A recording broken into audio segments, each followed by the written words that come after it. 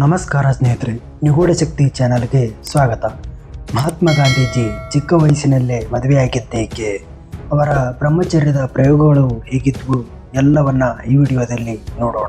ಸ್ನೇಹಿತರೆ, ಗಾಂಧೀಜಿ ಹುಟ್ಟಿದ್ದು ಅಕ್ಟೋಬರ್ 2, 1869 ಗುಜರಾತ್ನ ಪೋರ್ಬಂದರ್ನಲ್ಲಿ ಕರಮ್ಚಂದ್ರ ಗಾಂಧಿ ಮತ್ತು ಪುತಲಿಬಾಯಿಯವರ ಮಗನಾಗಿ ಜನಿಸ್ತಾರೆ. ಗಾಂಧೀಜಿಯವರು ಶಾಲೆಗೆ ಹೋಗುವಾಗ ಬಹಳ ನಾಚಿಕೆಯ ಸ್ವಭಾವದವರಾಗಿದ್ದರು. ಯಾರ ಜೊತೆನೂ ಮಾತಾಡ್ತಿರಲಿಲ್ಲ. ಗಂಟೆ ಹೊಡೆಯುವ ಹೊತ್ತಿಗೆ ಶಾಲೆಗೆ ಹೋಗುವುದು, ಶಾಲೆ ಮುಗಿಯುತ್ತಲೇ ಮನೆಗೆ ಹೋಗುವುದು, ಇದು ಅವರ ದಿನನಿತ್ಯದ ಅಭ್ಯಾಸವಾಗಿತ್ತು. ಹೀಗೆ ಒಂದು ದಿನ ಗಾಂಧೀಜಿ ಓದುತ್ತಿದ್ದ ಶಾಲೆಗೆ ಒಬ್ಬರು ಸ್ಕೂಲ್ ಇನ್ಸ್ಪೆಕ್ಟರ್ ಬರ್ತಾರೆ. ಕೆಲವು ಇಂಗ್ಲಿಷ್ ಪದಗಳನ್ನು ಬರೆಯಿರಿ ಎಂದು ವಿದ್ಯಾರ್ಥಿಗಳಿಗೆ ಹೇಳ್ತಾರೆ. ಎಲ್ಲ ವಿದ್ಯಾರ್ಥಿಗಳು ಸರಿಯಾಗಿ ಬರೆದಿರ್ತಾರೆ. ಆದರೆ ಗಾಂಧೀಜಿಯವರು ಒಂದು ಇಂಗ್ಲಿಷ್ ಪದವನ್ನು ತಪ್ಪಾಗಿ ಬರೀತಾರೆ. ಆಗ ಅವರ ಟೀಚರ್ ಮುಂದಿನ ಹುಡುಗ ಬರೆದಿದ್ದನ್ನು ನೋಡಿ ಸರಿ ಮಾಡ್ಕೋ ಅಂತ ಹೇಳ್ತಾರೆ. ಆದರೆ ಗಾಂಧೀಜಿಯವರು ಹಾಗೆ ಮಾಡಲಿಲ್ಲ. ಏಕೆಂದರೆ ಇದಕ್ಕೂ ಮುಂಚೆ ಕಾಪಿ ಹೊಡೆಯೋದು ತಪ್ಪು ಅಂತ ಹೇಳಿದ ಗುರುಗಳೇ ಇವತ್ತು ಬೇರೆಯವರಿಂದ ಕಾಪಿ ಮಾಡು ಅಂತ ಹೇಳ್ತಿರುವುದು ಗಾಂಧೀಜಿಗೆ ಸರಿ ಕಾಣಲಿಲ್ಲ. ಅದೇ ದಿನಗಳಲ್ಲಿ ಗಾಂಧೀಜಿಯವರು ತಮ್ಮ ತಂದೆಯ ಜೊತೆಗೆ ರಾಜಾ ಹರಿಶ್ಚಂದ್ರ ನಾಟಕವನ್ನು ನೋಡಲು ಹೋಗುತ್ತಾರೆ. ಈ ನಾಟಕ ನೋಡಿದ ಮೇಲೆ ಅವರ ಮನಸ್ಸಿನ ಮೇಲೆ ಗಾಢ ಪ್ರಭಾವ ಬೀರುತ್ತೆ. ಅದು ಎಷ್ಟರ ಮಟ್ಟಿಗೆ ಅಂತಂದರೆ, ಗಾಂಧೀಜಿ ಲೆಕ್ಕವಿಲ್ಲದಷ್ಟು ಸಲ ಅವರೇ ಹರಿಶ್ಚಂದ್ರನಾಗಿ ಅಭಿನಯಿಸಿದ್ದು ಉಂಟಂತೆ.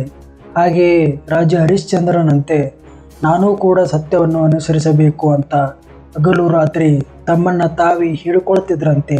ಮಹಾತ್ಮ ಗಾಂಧೀಜಿಗೆ ತಮ್ಮ 13ನೇ ವಯಸ್ಸಿನಲ್ಲಿ ಕಸ್ತೂರಬಾ ಎಂಬವರ ಜೊತೆಗೆ ವಿವಾಹವಾಯಿತು. ಮುಂದೆ ಇವರ ಪ್ರೀತಿಯ ಸಂಕೇತವಾಗಿ ಗಾಂಧೀಜಿಗೆ ಹರಿಲಾಲ್, ಮಣಿಲಾಲ್, ರಾಮದಾಸ್, ದೇವದಾಸ್ ಹೀಗೆ 4 ಜನ ಮಕ್ಕಳು ಜನಿಸಿದರು. ಅದು 1885. ಗಾಂಧೀಜಿಯವರ ತಂದೆ ಅನಾರೋಗ್ಯದ ಕಾರಣದಿಂದ ಸಾವಿನ ಕೊನೆಯ ಕ್ಷಣಗಳಲ್ಲಿದ್ದಾರೆ. ಅಲ್ಲಿಯವರೆಗೆ ಆ ಮಂಚದ ಪಕ್ಕದಲ್ಲಿ ಇರುವ ಗಾಂಧೀಜಿಯವರು ಸಡನ್ನಾಗಿ ಎದ್ದು ತಮ್ಮ ರೂಮ್ಗೆ ಹೋಗಿ ತಮ್ಮ ಹೆಂಡತಿ ಜೊತೆಗೆ ಆ ಕೆಲಸವನ್ನು ಮುಗಿಸ್ತಾರೆ. ಕರೆಕ್ಟಾಗಿ ಅದೇ ಸಮಯದಲ್ಲಿ ತಮ್ಮ ತಂದೆ ಸತ್ತು ಹೋಗ್ತಾರೆ. ನಂತರ ಗಾಂಧೀಜಿಯವರು ಇದನ್ನು ತಮ್ಮ ಜೀವನದಲ್ಲಿ ಅವಮಾನದ ವಿಷಯವೆಂದು ಭಾವಿಸಿದರು. ಏಕೆಂದರೆ ಗಾಂಧೀಜಿಯವರು ತಮ್ಮ ಪತ್ನಿಯೊಂದಿಗೆ ಲೈಂಗಿಕ ಸಂಬಂಧ ಹೊಂದಲು ತಮ್ಮ ಕೋಣೆಗೆ ಹೋದಾಗ ತಮ್ಮ ಕೊನೆಯ ಕ್ಷಣಗಳಲ್ಲಿ ತಮ್ಮ ತಂದೆಯೊಂದಿಗೆ ಇರಲು ಸಾಧ್ಯವಾಗಲಿಲ್ಲ ಎಂದು ನೆನಪಿಸಿಕೊಂಡ್ರೆ ಗಿಲ್ಟಿ ಫೀಲ್ ಆಗುತ್ತೆ ಅಂತ ಗಾಂಧೀಜಿ ಸ್ವತಃ ತಮ್ಮ ಆತ್ಮಚರಿತ್ರೆಯಲ್ಲಿ ಬರೆದುಕೊಂಡಿದ್ದಾರೆ. ಇದಕ್ಕೆಲ್ಲ ನನ್ನ ಒಳಗಡೆ ಇರುವ ಕೋರಿಕೆಗಳೇ ಕಾರಣವೆಂದು, ಇಂದಿನಿಂದ ಈ ಕೋರಿಕೆಗಳನ್ನೆಲ್ಲ ಬಿಟ್ಟು ಬ್ರಹ್ಮಚಾರಿಯಾಗಿ ಇರಬೇಕು ಅಂತ ಅಂದ್ಕೊಂಡಿದ್ದೀನಿ ಎಂದು 1885ರಲ್ಲಿ ಹೇಳ್ತಾರೆ. ಆದರೆ ಗಾಂಧೀಜಿ ಬ್ರಹ್ಮಚರ್ಯವನ್ನು ತೆಗೆದುಕೊಂಡಿದ್ದು 1906ರಲ್ಲಿ. ಈ ಮಧ್ಯೆ ಇನ್ನೂ 2 ಮಕ್ಕಳಿಗೆ ತಂದೆಯಾಗ್ತಾರೆ. ಕೊನೆಗೆ 1906ರಲ್ಲಿ ಬ್ರಹ್ಮಚರ್ಯವನ್ನು ಸ್ವೀಕರಿಸ್ತಾರೆ. ಮುಂದೆ ಬ್ರಹ್ಮಚರ್ಯ ಆಲೋಚನೆಯಿಂದಲೇ ಇವರು ಒಂದು ಆಶ್ರಮವನ್ನು ಕೂಡ ಸ್ಟಾರ್ಟ್ ಮಾಡ್ತಾರೆ. ಅವರು ಅಲ್ಲಿ ತಮ್ಮ ಪ್ರಯೋಗಗಳನ್ನು ಮಾಡಲು ಪ್ರಾರಂಭಿಸುತ್ತಾರೆ. ಅದು ಯಾವ ರೀತಿ ಅಂತಂದರೆ, ಅಲ್ಲಿ ಹುಡುಗರು ಮತ್ತು ಹುಡುಗಿಯರು ಒಟ್ಟಿಗೆ ಸ್ನಾನ ಮಾಡಬೇಕು, ಒಟ್ಟಿಗೆ ಮಲಗಬೇಕು, ಆದರೆ ಅವರು ಪರಿಶುದ್ಧತೆಯನ್ನು ಕಾಪಾಡಿಕೊಳ್ಳಬೇಕೆಂಬ ನಿಯಮಗಳು ಇದ್ದವು. ಆದರೆ ಈ ನಿಯಮಗಳು ಉಲ್ಲಂಘನೆಯಾದರೆ ಅಥವಾ ಆಶ್ರಮದಲ್ಲಿ ಯಾರಾದರೂ ಲೈಂಗಿಕ ಮಾತುಕತೆಗಳು ಆಡಿದರೆ ಅವರಿಗೆ ಪನಿಷ್ಮೆಂಟ್ ಇರ್ತಿತ್ತು. ಹಾಗೆಯೇ ಆಶ್ರಮದಲ್ಲಿ ದಂಪತಿಗಳು ಇದ್ದರೂ ಕೂಡ ಅವರು ಒಟ್ಟಿಗೆ ಮಲಗುವುದು ನಿಷೇಧವಿತ್ತು ಮತ್ತು ಗಂಡಂದಿರು ತಮ್ಮ ಹೆಂಡತಿಯೊಂದಿಗೆ ಒಂಟಿಯಾಗಿರಬಾರದು ಎಂದು ಗಾಂಧಿ ಸಲಹೆಯಾಗಿತ್ತು. ಆದರೆ ಇಲ್ಲಿ ವಿಚಿತ್ರವೇನೆಂದರೆ, ಈ ಯಾವ ನಿಯಮಗಳು ಗಾಂಧೀಜಿಗೆ ಅಪ್ಲೈ ಆಗ್ತಿರಲಿಲ್ಲ. ಅವರು ಆಶ್ರಮದಲ್ಲಿ ಮಹಿಳೆಯರೊಂದಿಗೆ ಮಲಗುವುದು, ಒಟ್ಟಿಗೆ ಸ್ನಾನ ಮಾಡುವುದು ಮಾಡ್ತಿದ್ರು, ಅದು ಕೂಡ ಬಟ್ಟೆಗಳಿರದೆ. ಹೀಗೆ ಗಾಂಧೀಜಿಯವರು ತಮ್ಮ ಆಪ್ತ ಕಾರ್ಯದರ್ಶಿಯಾದ ಪ್ಯಾರಲಾಲ್ ನಾಯರ್ ಅವರ ಸೋದರಿಯಾದ ಸುಶೀಲಾ ನಾಯರ್ ಜೊತೆ ಕೂಡ ಗಾಂಧೀಜಿ ಒಟ್ಟಿಗೆ ಸ್ನಾನ ಮಾಡ್ತಿದ್ರು. ಆದರೆ ಸುಶೀಲಾ ನಾಯರ್ ಅವರು ಸ್ನಾನ ಮಾಡುವಾಗ ನಾನು ನನ್ನ ಕಣ್ಣುಗಳನ್ನು ಬಿಗಿಯಾಗಿ ಮುಚ್ಚಿಕೊಳ್ಳುತ್ತಿದ್ದೆ ಎಂದು ಹೇಳಿದ್ದಾರೆ.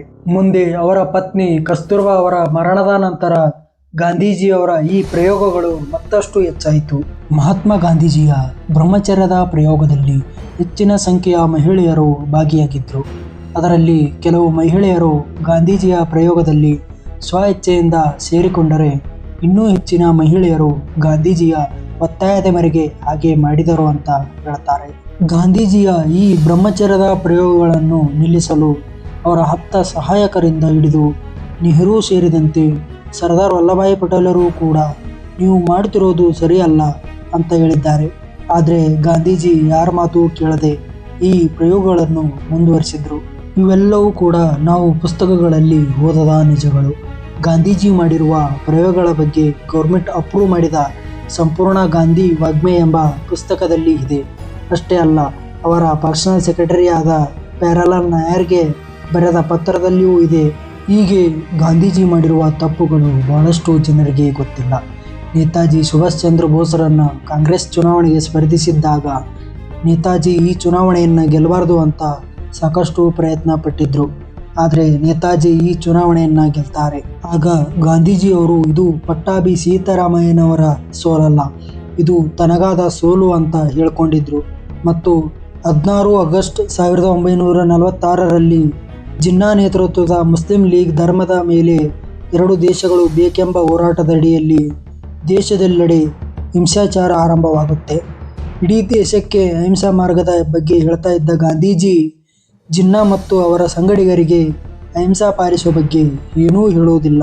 ಮುಂದೆ ಪಾಕಿಸ್ತಾನ ನಮ್ಮ ಕಾಶ್ಮೀರವನ್ನು ಆಕ್ರಮಿಸಿಕೊಂಡಾಗ ನಾವು ಅವರಿಗೆ ಕೊಡಬೇಕಾದ 55 ಕೋಟಿ ರೂಪಾಯಿಗಳನ್ನು ಕೊಡಬಾರದು ಎಂದು ಸರ್ಕಾರ ನಿರ್ಧಾರ ಮಾಡಿದರೆ ಆಗ ಗಾಂಧೀಜಿಯವರು ಮಧ್ಯಪ್ರವೇಶಿಸಿ ಪಾಕಿಸ್ತಾನದ ದುಡ್ಡನ್ನು ಪಾಕಿಸ್ತಾನಕ್ಕೆ ಕೊಡಬೇಕು ಎಂದು ಹೋರಾಟ ಮಾಡಿದರು.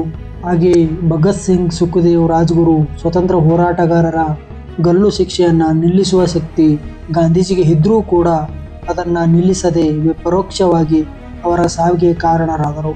ಹೀಗೆ ಒಂದಲ್ಲ ಎರಡಲ್ಲ ಎಷ್ಟೋ ವಿಷಯಗಳಲ್ಲಿ ಗಾಂಧೀಜಿ ಮಾಡಿರುವ ತಪ್ಪುಗಳು ಬಹಳಷ್ಟು ಜನರಿಗೆ ಗೊತ್ತಿಲ್ಲ. ಆದರೆ ಈ ತಪ್ಪುಗಳೆಲ್ಲ ನಾವೆಲ್ಲರೂ ಓದುವ ಪುಸ್ತಕಗಳಲ್ಲಿ ಇಲ್ಲ. ಅವರು ಒಳ್ಳೆಯ ಕೆಲಸಗಳನ್ನು ಮಾಡಿದ್ದಾರೆ, ನಾನು ಇಲ್ಲ ಅಂತ ಹೇಳ್ತಾ ಇಲ್ಲ. ಇವರಷ್ಟೇ ದೇಶಕ್ಕೆ ಸೇವೆಗಳನ್ನು ಮಾಡಿ ದೇಶಕ್ಕಾಗಿ ತಮ್ಮ ಪ್ರಾಣಗಳನ್ನು ಕೂಡ ಅರ್ಪಿಸಿದವರು ಇದ್ದಾರೆ. ಇದಷ್ಟೂ ಕೂಡ ಗಾಂಧೀಜಿಯವರ ಒಂದಷ್ಟು ಮಾಹಿತಿ. ಈ ಮಾಹಿತಿಯನ್ನು ನಾನು ಅವರ ಆತ್ಮಚರಿತ್ರೆ ಮತ್ತು ಇತರ ಪುಸ್ತಕಗಳಿಂದ ತೆಗೆದು ವಿಡಿಯೋ ಮಾಡಿದ್ದೇನೆ. ಇದರಲ್ಲಿ ಏನಾದರೂ ತಪ್ಪುಗಳಿದ್ದರೆ ಕ್ಷಮಿಸಿ ಅಂತ ಕೇಳ್ತಾ ವಿಡಿಯೋ ಕೊನೆವರೆಗೂ ನೋಡಿದ್ದಕ್ಕಾಗಿ ಥ್ಯಾಂಕ್ ಯು.